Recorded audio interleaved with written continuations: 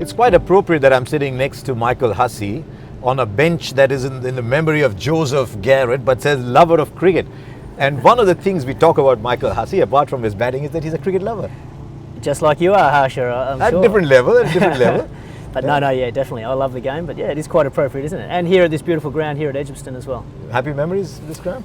Don't think so, no. We didn't win too many games here, unfortunately. Well, my last Ashes test here was pretty much a complete washout. So we didn't record that. we didn't record that at all. No, but it is a lovely ground, that's for sure. It is, but you're here for the Champions Trophy, and a lot of us had Australia and South Africa as almost certain to make the knockouts. These are teams that you worked with closely and you know well. Can you put a finger on what happened there?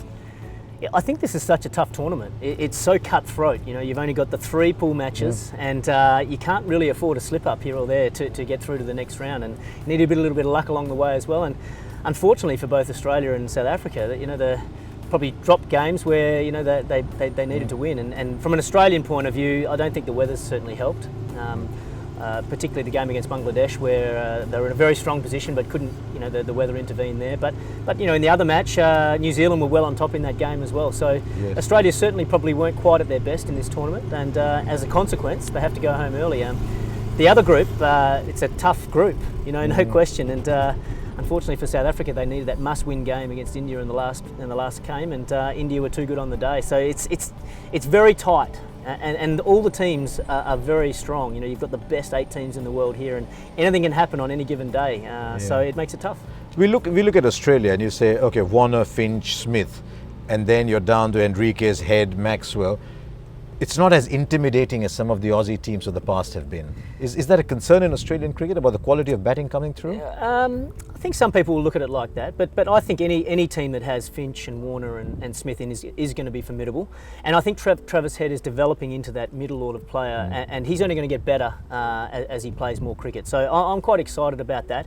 And then I'm sure guys like Chris Lynn and Moses Henriques, given more exposure and more time at top level, then they can develop into really good, solid contributors for the Australian one-day team. So, I know people will sort of look at that and think maybe that's a weakness, but I'm sort of thinking, okay, let's fast forward a couple of years, and if the Australian selectors decide to give those guys a good opportunity, I think they've got the quality to come through and be very, very strong performers. One of the things I'd anticipated before the tournament, and obviously I was wrong, was that Australia probably had the most fearsome attack, that they could choose between Stark and Hazelwood and Cummins and Pattinson, maybe in a show of ego, whatever, just throw all the 4 quicks in. It didn't quite work out that way.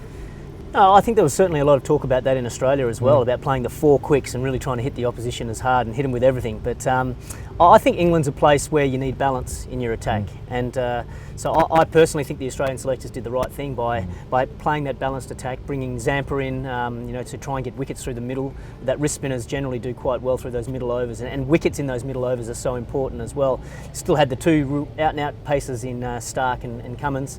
But then Hazelwood is such an important bowler in that attack as well, just being able to keep control and get the ball in the right area. In England, sometimes those out-and-out pacers can go for runs quite quickly. The grounds are quite small and the outfields can be very fast, so having that control is also very, very important. You spent a lot of time with South Africa. I mean, you're probably maybe brought in to bring some steel into that batting. Why did they just go out like that? What's it about South Africa in your view, as someone who's played against them and as someone who's seen them closely? I don't know. I don't know the answer, and I think if anyone had the exact answer, then South Africa would be, employing them, for 24 hours a day. Because, it's bizarre, really. They've got the quality, and they've got quality players. They've got quality people involved in that organisation, and for whatever it is, for some reason in ICC events, they just can't quite, get over the finish line. And I'm sure it will happen in time. As I said, there's so much quality there.